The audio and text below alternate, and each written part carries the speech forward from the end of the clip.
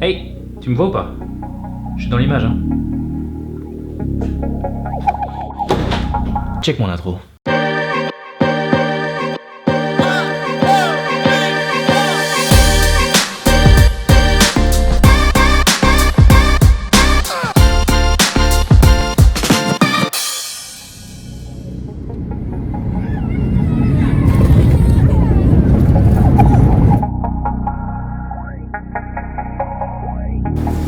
Hey guys, welcome back dans une nouvelle vidéo. Ouais, je suis à l'aéroport parce que dans cette vidéo, on va fêter le déconfinement. Bon, clairement, l'aéroport est encore un peu vide. C'était fou, il y avait trop de films en fait à faire pendant le confinement. Là. Les rues vides, les cafés vides, les commerces vides. J'avais trop envie de faire des films de zombies, moi. Puis Disneyland, quoi. Disneyland qui était fermé, ça arrive hyper rarement, quoi. Ça arrive pour le 11 septembre, pour les attentats. En général, quand Disneyland ferme, tu sais que le monde part en cacahuète.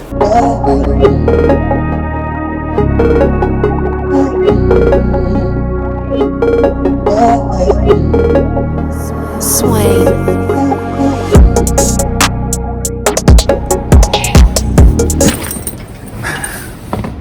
En fait, pendant le confinement, moi j'étais tout seul dans mon appartement et j'ai vu personne, quoi.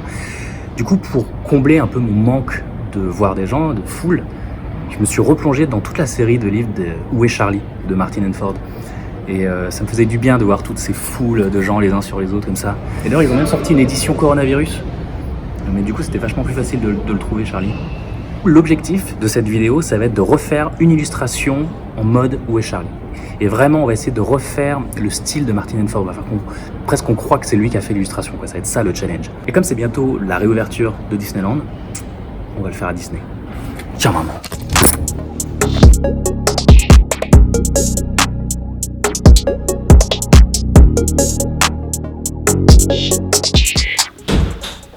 Ça y est. Oh la vache. Il va faire tomber. Elle est là. Tablette graphique est arrivée. Je vous explique.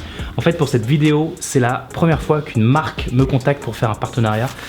Donc c'est la marque Huillon qui fait des tablettes graphiques et j'avais déjà entendu parler d'eux mais j'avais jamais testé leur matériel. Ils m'ont envoyé gratuitement cette tablette pour que je donne mon avis. Donc en fait, ce qui est cool, c'est que c'est pas un sponsoring, hein, je suis pas payé pour donner mon avis, donc je vais pouvoir être très transparent et vous dire exactement ce que je pense de cette tablette et si vous devez l'acheter ou pas. Par contre, ce qui est vraiment cool, c'est qu'on a discuté avec Huillon et ils ont été d'accord pour offrir 3 tablettes graphiques comme ça pour vous. Donc il va y avoir en fait un jeu concours à la fin, donc regardez bien toute la vidéo, il va y avoir 3 tablettes à gagner. Déballage.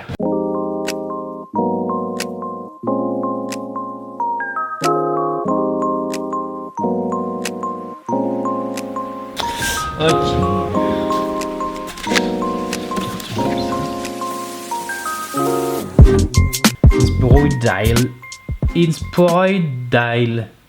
Inspiroidal. Donc c'est le nom de la tablette, hein. CQ620M, très facile à prononcer.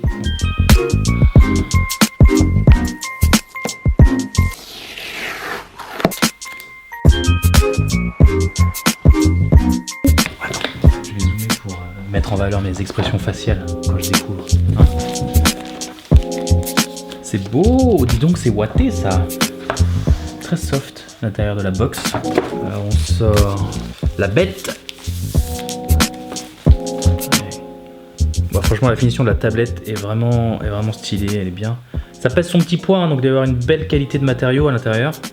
Là il y a une petite molette et des boutons, on en reparlera après. Et elle a une bonne taille, ça c'est important. Au Gobelin on avait des trop petites tablettes graphiques qu'on nous donnait et c'était super difficile de les utiliser. Là on est un petit peu au-dessus d'un format A4. Donc on est à peu près, je pense à peu près 266,7 x 166,7 mm. Donc ça c'est une bonne taille. On a le stylet. Ouais bon franchement le stylet, il est bien stylé. Hein. Bonne prise en main. Comme toujours la petite gomme là pour bien le tenir. Les 2 boutons, Huillon à l'arrière. Non c'est top. Là on a le porte-mine. J'aime bien le porte-mine parce qu'il est arrondi comme ça, on dirait un encrier en fait. Le petit truc c'est que si tu le dévisses, tu vas pouvoir les rechanges de mine à l'intérieur. Donc il y en a 10, c'est vraiment top. Alors évidemment, la particularité de cette tablette, c'est qu'elle est en Bluetooth. Donc on a l'adaptateur Bluetooth en USB. Et évidemment, moi avec mon nouveau Mac, j'ai plus de prise USB. Merci les Mac. Donc il y a les adaptateurs comme ça pour pouvoir le brancher en USB 3, USB-C 3, je sais plus quoi. Bref, pour Android aussi et Mac. Ça c'est top. Évidemment, on peut la brancher en filaire. Donc on a le câble. Oh, un petit message personnalisé. Oh, non, il n'est pas si personnalisé que ça. Mais bon, c'est cool. Oh, la petite notice qui est en forme de CD-ROM. C'est pas un CD-ROM, mais bon, c'est comme à l'ancienne, quoi.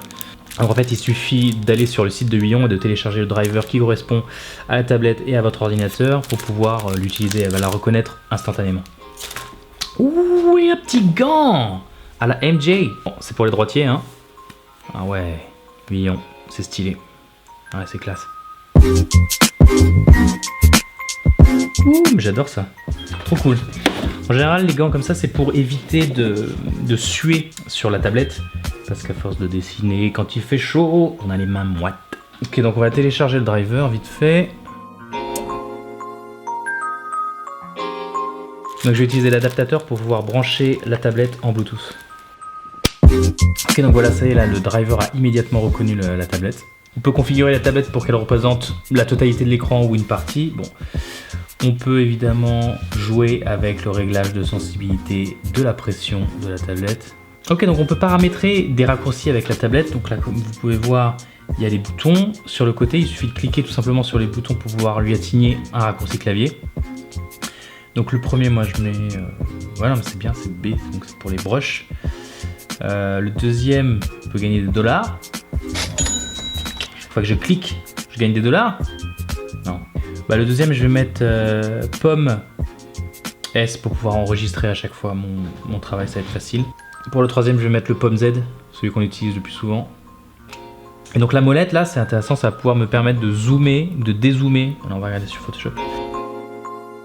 On va pouvoir utiliser la molette par exemple pour zoomer ou dézoomer sur le canevas de Photoshop. Donc ça, c'est hyper pratique.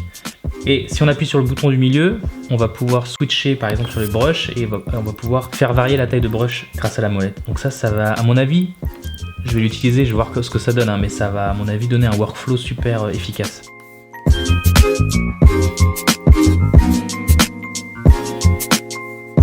Donc je peux évidemment aussi enregistrer des brushes, différentes brushes et les mettre sur les raccourcis des boutons. Bon, moi ça va pas, j'ai pas besoin de ça pour cette illustration parce que pour les illustrations de Charlie c'est toujours en fait la même brush avec la même intensité, donc je vais pas avoir besoin, mais sachez que c'est possible. Ok, donc bah, je crois qu'on est paré, je vais pouvoir commencer mon illu, juste me faire un petit café et je reviens.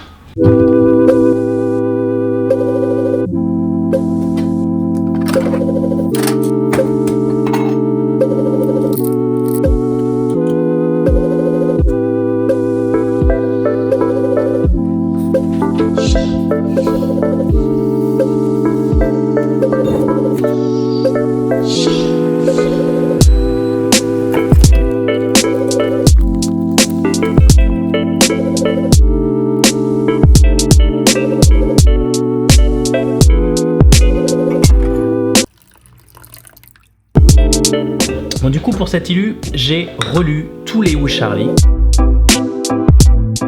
pour m'imprégner du style, de la façon dont Martin Handford les a conçus, quoi. Ce qui me fait un peu flipper, c'est que dans une interview, il a dit qu'il avait mis 2 mois en moyenne pour faire chacune de ses illus.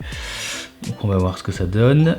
Moi je suis censé la faire en 15 jours. Ce que je vais commencer par faire, c'est créer une grille de perspective particulière, vous allez voir, mais je vais vous expliquer juste après comment on l'utilise. Dans un premier temps, il faut que je jette un petit peu l'idée sur le papier, quoi, pour voir. Donc je vais prendre, enfin plutôt sur la tablette, qu'il faut que je prenne un plan de Disneyland en fait basique, pour pouvoir voir où sont situées les attractions, pour voir la construction générale en fait de l'ensemble, la répartition des attractions, et je vais monter assez rapidement les différents éléments. J'ai pris quelques persos d'une illustration de Charlie pour pouvoir garder l'échelle et avoir une idée comme ça du rapport avec les personnages. Donc voilà, ça c'est un montage un peu rough, mais ça fera l'affaire. Ça m'a toujours intéressé de savoir comment dessiner des foules, parce que déjà dessiner un perso c'est galère, mais alors t'imagines 100, 200, 300 personnes. Mais Martin, il avait une technique particulière en fait pour pouvoir s'en sortir. Donc déjà, Pour commencer, ce qui va nous aider pour construire l'illustration, c'est de ne pas utiliser une perspective normale. Parce que si on utilise une perspective naturelle à un point de fuite, plus les personnages vont être proches, vont être gros, et plus les personnages seront loin, plus ils seront petits. Donc ça va être difficile de chercher. Si vous regardez sur cette photo, qui est en fait le record mondial du nombre de personnes déguisées en Charlie, ça a été fait à Nagasaki, je crois, en 2017, je sais plus exactement quelle année. Il y a plus de 4600 personnes sur cette photo. Donc ceux qui sont devant, bah, on peut bien les voir, mais ceux qui sont au fond derrière, c'est un gloubi-boulga, on voit plus rien. Donc c'est pas la perspective réaliste qui va nous permettre de faire les illustrations. Si tu regardes les illustrations en fait de Charlie, tu vois que la taille des personnages en bas de la page et en haut de la page ont exactement la même taille. Alors parfois ça varie, surtout sur les premiers. Si tu regardes les premières illustrations du premier livre, il y a un petit peu cette idée de perspective, tu vois, sur cette illustration de plage. Les personnages en bas de la page sont plus gros que ceux qui sont haut. Donc ils gardent un petit peu l'idée de la perspective à un point de fuite. Là aussi, c'est vachement flagrant sur cette illustration de ski. Et petit à petit, il va laisser tomber pour avoir vraiment une perspective qui va permettre d'avoir les personnages qui vont de bas en haut de la page faire toujours la même taille. C'est ce qu'on appelle la perspective axonométrique. Donc, en fait, je vais utiliser cette grille. Et comme vous voyez, il n'y a pas de point de fuite en fait. C'est une grille de construction qui va nous aider à construire les différents éléments de Disneyland, les différentes attractions, en les simplifiant en des formes géométriques basiques et qui vont suivre du coup les règles de cette perspective axonométrique. On dessine des cubes, des formes simples pour y voir plus clair. En fait, ce genre de perspective a toute une famille qui ont plusieurs petites différences. Il y a la perspective axonométrique, la perspective isométrique, la perspective cavalière, la perspective conique. En fait, ce sont différents types de perspectives, mais qui se ressemblent énormément. Et qui sont beaucoup utilisés dans le dessin technique, dans le jeu vidéo, ou dans ce genre d'illustration comme ça. À la base, on a pu voir l'apparition de cette perspective-là dans différents vases grecs, donc ça remonte. On a pu le voir aussi sur les tableaux de Abruzzo Rosenti, qui est mort de la peste. Donc lui aussi il avait son épidémie. On a vu aussi ce type de perspective beaucoup dans les peintures chinoises et japonaises, ce qui permettait, comme il n'y a pas de point de fuite en fait, de représenter une énorme scène étendue, parce qu'on dessinait sur des rouleaux, par exemple comme la tapisserie de Bayeux. Et donc on pouvait dessiner sur des rouleaux énormément de scènes qui se suivent, sans avoir en fait à refaire différents points de perspective. Pour mieux vous expliquer en fait ces différents types de perspectives, je vais tracer des cubes, parce que c'est vraiment la base. Ça, c'est un cube réaliste, ok? C'est tracé avec la classique perspective à un point de fuite, qui est celle de notre monde réel. Le principe, c'est que toutes les faces qui sont parallèles entre elles vont fuir vers ce point de perspective. On appelle ça les fuyantes, ok? Lorsque l'objet est petit, en fait, on a du mal à voir que ces parallèles ne le sont pas. En fait, on a vraiment l'impression qu'elles sont parallèles entre elles. Donc en fait, la perspective axonométrique va être une version trichée de la version perspective à un point de fuite. On appelle ça aussi la perspective cavalière parce que apparemment, ça serait le point de vue qu'aurait une personne qui serait sur un cheval. Je sais pas si c'est vrai, ça me paraît un petit peu cavalier comme explication. C'est un petit peu comme l'expression Mayday, Mayday. Apparemment, ça vient des aviateurs qui, quand ils ont un problème, disent dans leur casque Mayday, Mayday, venez Mayday. Je sais pas si c'est vrai, c'est peut-être vrai. Mayday, Mayday. Bref, revenons à nos moutons. Qui est une expression de berger qui revenait souvent à ses moutons. Bref, c'est une facilité en fait. C'est pour ne pas avoir à tracer les lignes de fuite. Et c'est pour ça qu'on l'appelle parfois la perspective rapide ou superficielle. C'est un nom qu'on donne à cette perspective, parce que c'est une perspective trichée. Donc du coup, quand on dessine des cubes comme cela, toutes les faces parallèles entre elles, dans la réalité, sont parallèles sur la feuille de dessin, ok? Donc, la perspective isométrique, maintenant, c'est une variation particulière de la perspective axonométrique. Exactement comme le triangle équilatéral est une variation particulière du triangle isocèle. Là, si je trace un hexagone, ton cube en fait en perspective, il est là. Et non seulement les faces du cube, elles sont parallèles, mais elles sont de la même longueur. Parce que l'angle entre les fuyantes est de 120 degrés.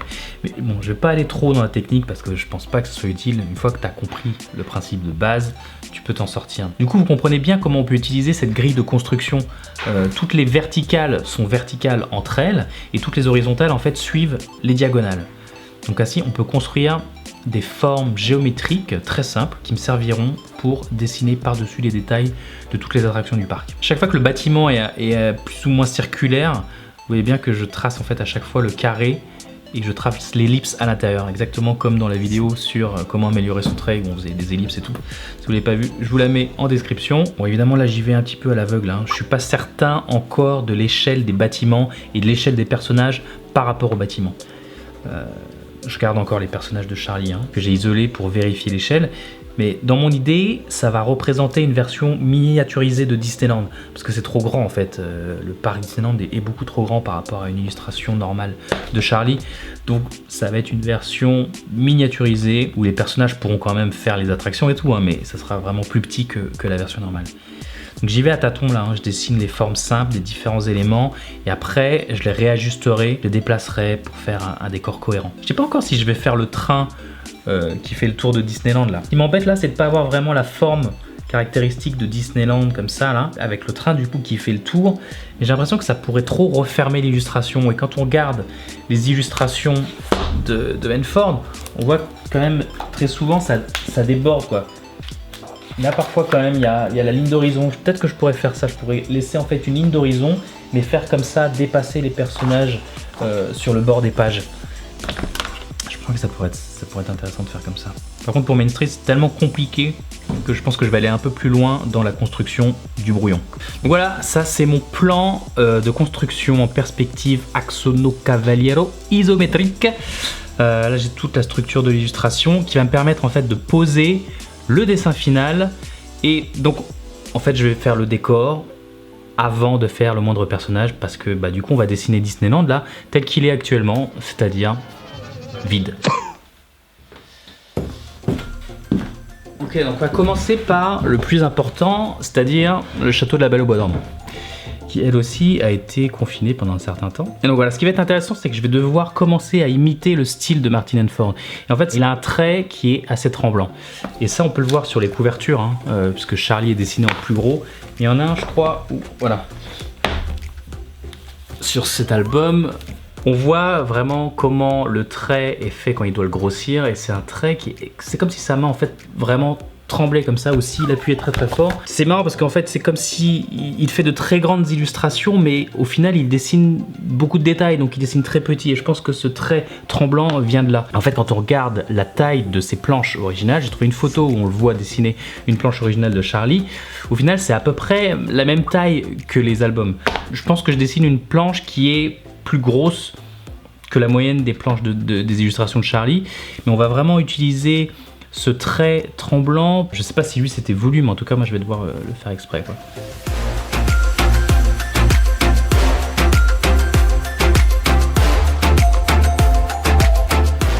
Ce trait, il est plein de vie, du coup, il va donner de la vie à des illustrations qui parfois, comme elles sont construites, comme on a vu en perspective, peut-être un peu froides parfois. Donc ce trait-là va donner beaucoup de vie au personnage. On voit parfois il y a des personnages qui sont vraiment dessinés de façon un peu bizarre, quoi, qui sont pas du tout proportionnés, mais ça passe nickel en fait, c'est plein de vie. D'ailleurs je pense que ce que je vais faire tout de suite c'est reprendre un ou deux éléments d'une illustration de Charlie, parce que je crois qu'il y a une illustration dans le premier livre qui se passe dans un parc d'attractions, dans une fête foraine, je sais plus, celle-là. C'est drôle parce que c'est vraiment comme Disneyland en fait, il y a l'inspiration. Il y a la partie des cow-boys, la maison hantée, et puis le truc un peu de chevalier qui rappelle aussi peut-être un peu le bâtiment des pirates. Je vais reprendre le manège et le truc de cow-boy pour mettre dans Frontierland. Comme ça, ça va me permettre de m'habituer au style de Martin Hanford, et après je vais pouvoir développer à partir de ces deux éléments là. Voilà, alors je vais reprendre ce manège là avec quelques personnages autour pour représenter le carrousel de Lancelot. Là, ça c'est des cavaliers en perspective cavalière. Je vais la reprendre telle quelle pour m'assurer de bien capter l'esprit de Hanford et commencer à appréhender le dessin de ces personnages, leur style, leur énergie comme ça. Parce que c'est vraiment tellement reconnaissable en fait la patte de Hanford. En gros, à la base, c'était un directeur d'une maison d'édition de livres pour enfants qui voulait créer une nouvelle série de livres et qui devait être inspiré de la série des Busy Places de Philippe Dupasquier, qui étaient des livres qui représentaient en fait des scènes de la vie quotidienne, à l'aéroport, à la gare, au garage de voiture, etc. Et il s'était souvenu de la pochette de l'album Magnette des Vapors. Des Vapors. Des Vapors. Et qui était en fait une illustration de foule qui représentait un œil quand on regardait de loin, mais quand on regardait précisément, il se passait énormément de choses dans la foule. Donc c'était Martin Handford qui avait réalisé cette pochette. Donc l'éditeur a tout de suite compris que c'était l'homme parfait pour le job. Donc il lui a proposé. Et c'est drôle parce que Martin Handford a toujours été fasciné par le fait de dessiner des foules. Donc c'était vraiment le job rêvé pour lui. Mais quelqu'un dans la maison d'édition a suggéré que c'était peut-être pas assez de simplement dessiner des foules et qu'il faudrait trouver quelque chose d'autre. Donc c'est comme ça qu'est née l'idée qu'il faudrait en fait chercher un personnage à chaque fois dans chaque illustration. C'est comme ça qu'est né Charlie. Plutôt Wally dans son nom original en Angleterre. Le premier album de Où est Charlie. Et bon, c'est drôle parce qu'en fait quand tu regardes la toute première illustration de Où est Charlie, tu vois qu'elle est pas hyper compliquée quoi. Il n'y a pas énormément de monde quoi. C'est un petit peu comme si c'était un jour de déconfinement quoi. Il y a un peu de monde mais pas trop. Plus les livres vont s'enchaîner, plus les illustrations vont devenir de plus en plus complexes. Je crois d'ailleurs que sa préférée, elle est hyper complexe. Parce qu'en fait, elle a expliqué que ses inspirations pour les dessins de foule venaient d'Hollywood. Et des films, il adorait les films en fait épiques de l'époque classique hollywoodienne, genre Cléopâtre, Spartacus, où il y avait énormément de figurants comme ça. Donc j'imagine que quand il regardait les films, il regardait surtout les figurants. Je crois que c'est celle-là. Ouais, c'est celle-là. L'orchestre dépasse la mesure. C'est celle-là, l'illustration préférée de Martin Handford qu'il a fait de Charlie. Et ça représente vraiment le Hollywood classique. Et au final, Charlie, c'est un peu la star d'un film qui va se perdre au milieu de tous les figurants. C'est comme ça que je le vois un petit peu. Et l'idée en fait du personnage de Charlie à la base, c'est, et c'est ce qui se traduit dans son design, hein, c'est qu'il est pensé pour être un voyageur en fait. D'où la lettre et l'enveloppe du premier album. C'est pour ça qu'il a un sac, une canne, un bonnet. Même c'est presque un montagnard quoi. On le voit bien là sur cette illustration la toute première. Et l'idée à la base c'était de le rendre un peu simplet, un peu idiot et un petit peu nerdy, un petit peu geek en mode Big Bang Theory des années 80 quoi, avec ses grosses lunettes. En gros il se perd. Donc c'est pour ça qu'il faut le retrouver à chaque fois, c'est parce qu'il est un petit peu bené quoi, il voyage sans savoir où il va. Ce qui est intéressant c'est qu'au fil du temps, la vision qu'avait l'auteur de son personnage a évolué. Et si on fait une recherche sur Google, j'avais trouvé une interview, voilà, où l'auteur il disait, donc longtemps après, hein, en ce qui me concerne, il n'est pas idiot, c'est un mec cool. Il sait où il va, il est ouvert d'esprit, il est gentil. D'un point de vue visuel, son visage a d'ailleurs changé pour être moins intello. Et c'est vrai qu'on peut voir la différence parce que, bon, j'ai beaucoup de nouvelles éditions du coup où le design a changé, mais je crois que j'en ai une où il y a l'ancien design. Ouais, voilà. Le voyage fantastique. Ça, c'était le design original de Charlie. Donc en fait, on voit qu'il est un petit peu plus bouffi. Cette pochette, voilà, elle a été redessinée avec le nouveau design. Il est plus svelte. Bon, même avec le premier design, ça a été un carton phénoménal. Les livres sont vendus dans le monde entier avec un nom différent à chaque fois selon les pays. D'ailleurs, c'est marrant. En France, c'est Charlie. Mais en Angleterre, c'est Wally. Aux USA, c'est Waldo. En Allemagne, c'est Walter. Au Japon, c'est Ori.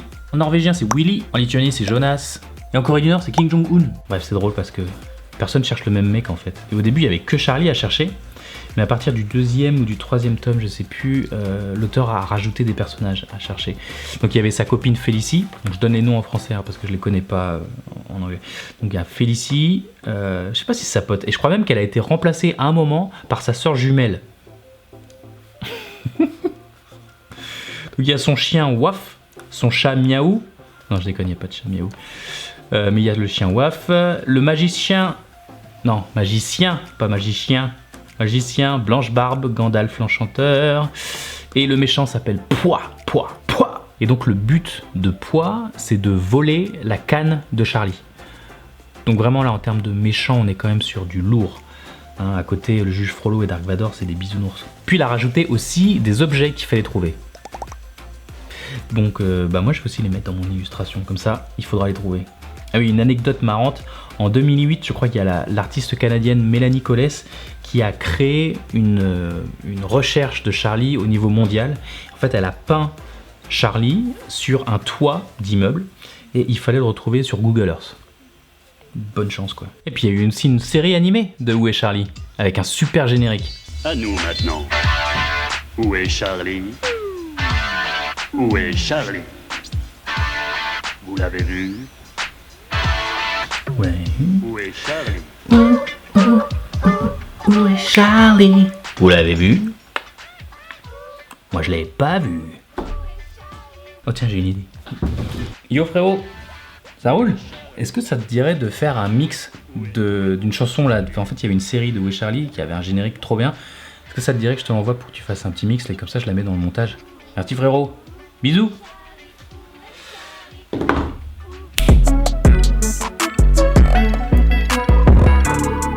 Où est Charlie? Si ça vous intéresse, allez voir la chaîne de mon frère. Il est beatmaker, il fait des trucs trop cool. Je mets souvent ses musiques sur mes vidéos. Allez voir ce qu'il fait, c'est trop bien. Honnêtement, j'ai pas un souvenir hyper marquant de la série, à part le générique.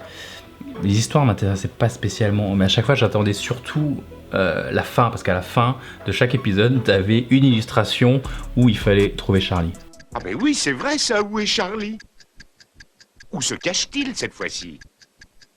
Moi je ne le vois pas, et vous? Vous le voyez?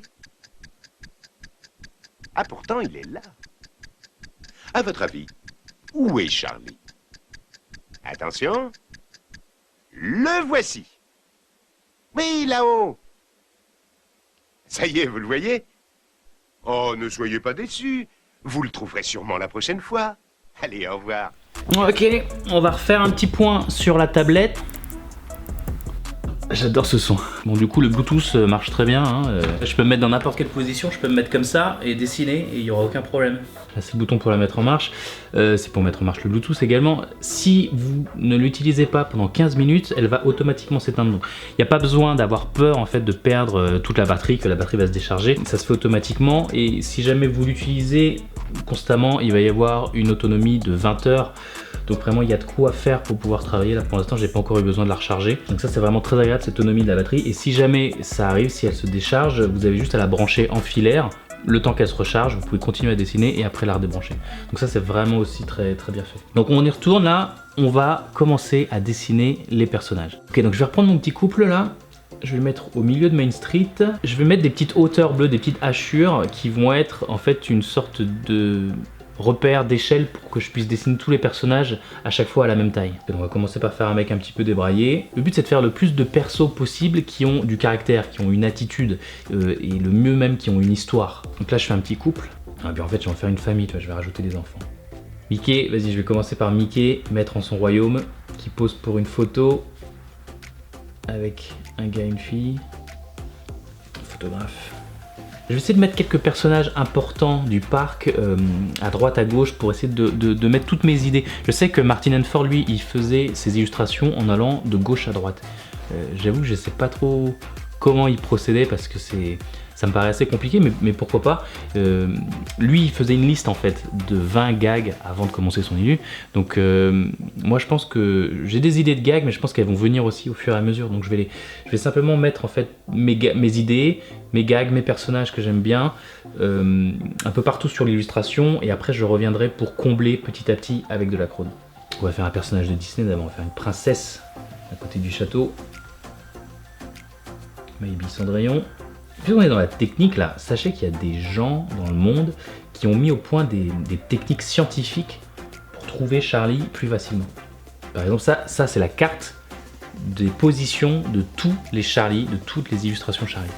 Et en fait ça permet de voir qu'il y a des densités où l'auteur a mis plus souvent Charlie qu'à d'autres. Donc en fait si vous regardez, quand vous cherchez, si vous regardez à ces endroits là, vous avez plus de chances de trouver Charlie rapidement. Ensuite, pour aller plus loin, il y a un mec qui a carrément fait un algorithme pour trouver le sens de lecture optimal d'une page pour pouvoir trouver Charlie. Visuellement, ça donne ça. Alors moi, je comprends rien au truc. Si quelqu'un comprend ce truc d'algorithme, je veux bien qu'il me le mette dans les commentaires, ça pourrait m'aider. Je vous mets aussi le lien vers son blog où il explique un petit peu ses recherches. Et bon, évidemment, c'est pas le but de Charlie quoi. Le but c'est de flâner, c'est de regarder les gags, c'est de prendre son temps en fait pour trouver Charlie. Sinon c'est pas drôle quoi. Une foule c'est pas une forme homogène quoi, c'est une multiplicité d'individus. Des caractères, des scènes, des histoires. Même l'auteur de ces algorithmes il le dit sur son blog. Ce qui est important, c'est pas la destination, c'est le voyage. Il a tout compris le gars, c'est comme Charlie c'est un road trip en fait. C'est de la magie. Donc sinon il y a aussi un robot qui peut t'aider à trouver Charlie.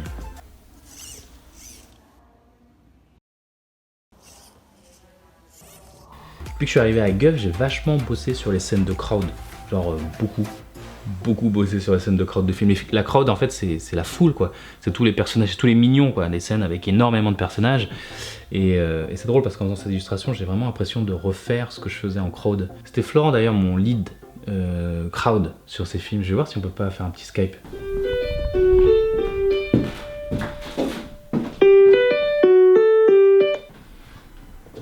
Yo, tu m'entends? Ouais, voilà. Ah, c'est bon, je t'entends. Ça fait Ça roule? carrément, et toi, comment ça va? Ça va super. Alors juste pour te présenter, t'as bossé en tant que lead crowd. T'as été mon lead sur DM3, Mignon 2, mais t'avais bossé sur Pets. J'ai commencé à faire la supervision de la crowd sur le premier film de Pets, et ensuite j'ai enchaîné sur Moi je suis méchant 3, Pets 2 et Pets Mignon 2 2. Et Mignon 2. Et du coup, bah, tu vois, là je fais mon illustration sur Charlie, où je fais de la crowd en fait, tu vois. Du monde. de la Ouais, foule. je fais des gens quoi. Et Mais c'est déjà intéressant que tu me dises ça, parce que c'est là que tu te rends compte que la crowd, c'est jamais un aspect secondaire. En fait, la crowd, c'est un énorme élément qui est aussi important finalement qu'un personnage principal. ah bah ouais. Ça déjà qu'il faut tout de suite en comprendre. Mais différent, que ça soit dans une illustration ou dans un film en fait. L'approche technique particulièrement va être différente, ça c'est sûr. Ouais. Mais même par rapport au spectateur, enfin, je veux dire, dans le film, tu vois, il va y avoir l'animation du personnage principal devant et la crowd va être derrière. La plus grosse différence entre le film et l'illustration, c'est la durée. C'est surtout la durée diégétique. Le film est lié à un temps. Il y a quand même une forme de narration en fait. Quand tu regardes, enfin, il y a plein d'histoires qui se passent, tu vois. Parce que Tout à moi, fait. quand je regarde C'est là les, que quand tu je regarde les rejoins. Où est Charlie, j'ai l'impression qu'on c'est le même travail qu'on faisait en crowd, où on essaye de raconter des petites histoires en arrière-plan, tu vois, avec les C'est mignons très juste. et tout. Mais c'est là que tu vas rejoindre d'ailleurs la peinture. Le début de la peinture, qu'il ne soit pas une peinture ni religieuse ni mythologique, ça va être le 15-16e siècle avec la peinture flamande, dans lequel Bruegel ou d'autres artistes de ce type-là vont se permettre soudainement de peindre pour la première fois des gens. Alors tu vas retrouver un peu ce délire-là également, toujours dans la peinture flamande chez Bosch évidemment, même si là on est plus dans de la peinture religieuse, dans lequel de la même manière tu vas avoir un paradis ou un enfer gigantesque avec des milliards de scénettes, et ces scénettes vont créer une sorte de chemin que ton œil va pouvoir suivre. Alors ce qu'on appelle la géométrie secrète et silencieuse, qui sous-tend une peinture, ce sont ces formes géométriques qui vont sous-tendre une peinture et qui vont guider tes yeux. Ça va être très développé surtout au 19e siècle, si tu t'amuses à aller dans la galerie des batailles à Versailles, où tu vas pouvoir suivre des yeux. Ouais. Et finalement, cette crowd, elle t'emmène, elle entraîne tes yeux d'une histoire à une autre, et puis si possible, bien sûr, et c'est là qu'on va rejoindre le film d'animation, cette crowd avait également accompagné ton regard pour soutenir l'action principale. C'est quoi ta définition du coup d'une bonne crowd? Ça serait une crowd, une foule qui raconte quelque chose d'uni, il y a ou alors plusieurs types. plusieurs petites histoires? C'est quoi une bonne crowd pour toi? Il y a plein de types de crowd. La crowd, elle va totalement dépendre de la situation. Il y a déjà le premier type de crowd pour moi, c'est un peu une crowd musicale. Et très souvent, j'utilise cet exemple avec les animateurs quand je travaille avec eux, c'est de dire attention, là, vous faites les violons de Bernard Herrmann dans Psychose. Voilà, exactement. La crowd, elle sert à faire ça. Elle sert à se refermer sur le personnage principal si en fait il est attaqué. Et dans ce cas, la crowd va jouer avec un mimétisme. Là, on est à l'opposé de ton dessin néanmoins. Dans l'illustration de Charlie, t'as l'impression qu'au contraire, la crowd, elle est là pour te divertir le plus possible, attirer ton attention, pour pas trouver tout de suite l'acteur principal qui est Charlie, quoi. Parfois, la crowd, elle est là pour mettre en exergue le personnage principal, en effet. Ouais. Ça va être typiquement Tous en scène, par exemple, le film que j'ai fait également au studio Illumination, MacGuff, où tu vas avoir une foule qui va tenter de diriger visuellement le regard du spectateur vers l'élément principal qui est sur scène, qui va être le chanteur, etc. En fait, tu peux avoir une crowd active ou une crowd passive. La crowd passive, elle est là essentiellement pour donner un mood, donner une atmosphère, mais amener toujours le regard sur le main.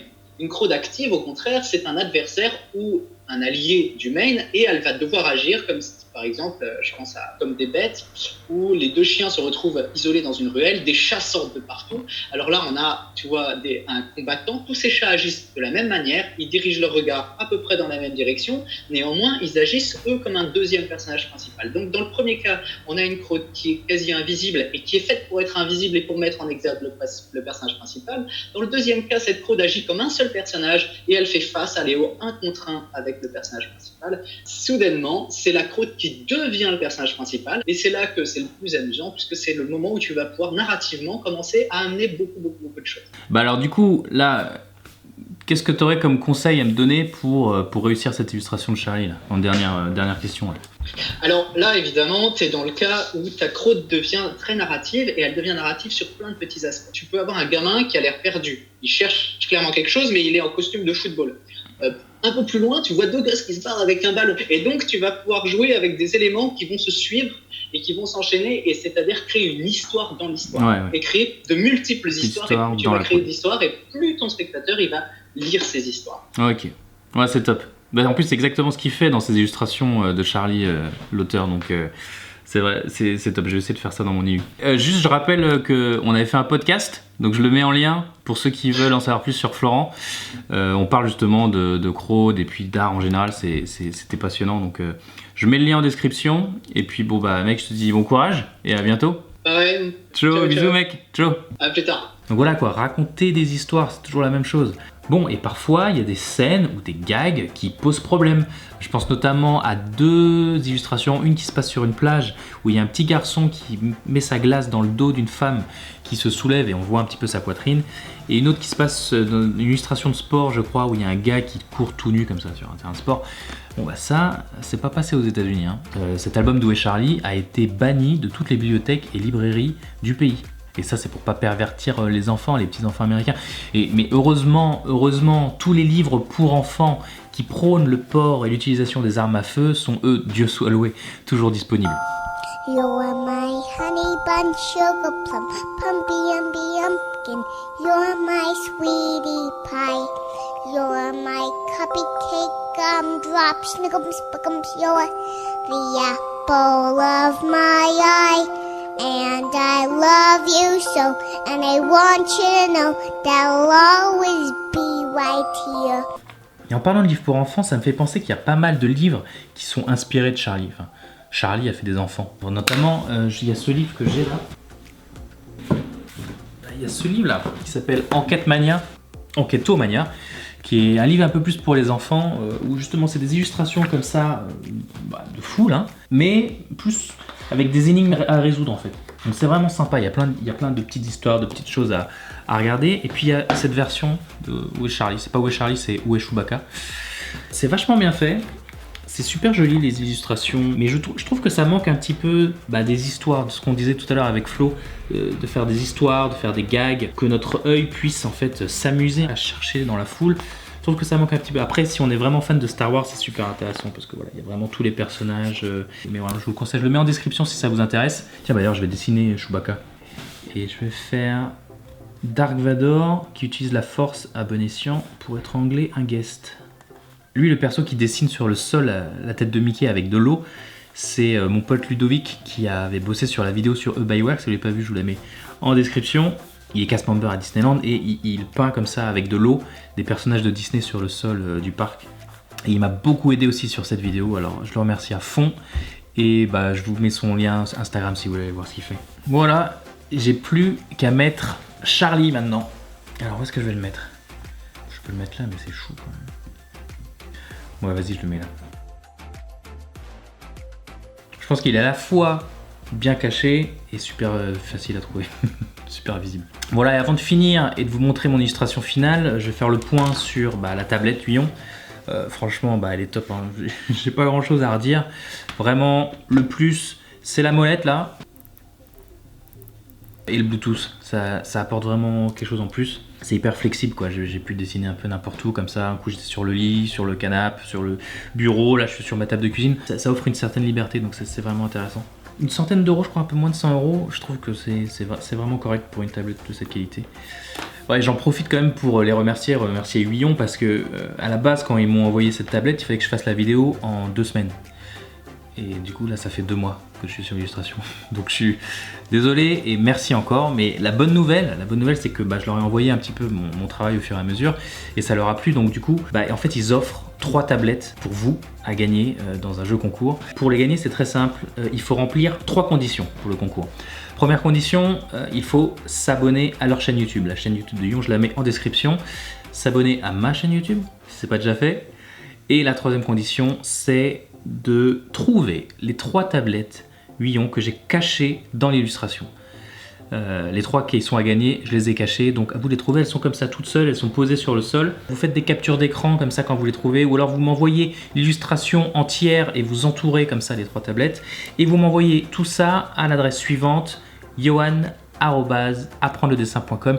C'est la seule adresse valable pour participer au concours, donc vous m'envoyez ça plus les preuves que vous êtes abonné à la chaîne de Huillon et à la mienne. Et je pense qu'on va faire un live sur la chaîne le 1er août pour faire le tirage au sort et désigner les 3 gagnants qui vont remporter les tablettes et qui les recevront directement chez eux. Bon, franchement, c'est pas compliqué, hein. Je me suis pas trop foulé pour les cacher, elles sont assez faciles à trouver. Donc merci encore Huillon de me permettre de faire ce jeu concours et de vous offrir ces 3 tablettes. Et donc voilà, je vais vous montrer mon illustration finale de Charlie en déconfinement à Disneyland. Voilà le résultat.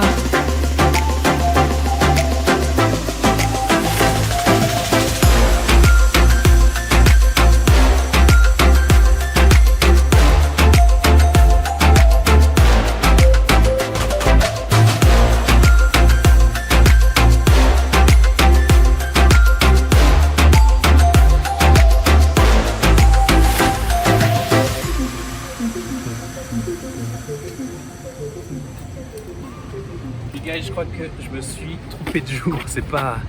Enfin, on dirait que c'est pas aujourd'hui l'ouverture de Disney. Bon bah du coup la vidéo est finie les gars. J'espère que la vidéo vous a plu, j'espère que l'illustration vous a plu. Dites-le moi dans les commentaires, hein. N'oubliez pas de liker, de partager la vidéo évidemment. Merci à Zoé et à Ludo de m'avoir vachement aidé pour cette vidéo. Merci à tous les tipeurs qui m'ont aidé, qui soutiennent mon travail. Vraiment, merci infiniment. Bon, et puis j'ai caché quelques personnalités Disney dans l'illustration, alors vous verrez si vous les retrouvez. Normalement Disney va rouvrir et l'illustration va pouvoir devenir une réalité, quoi. Oh.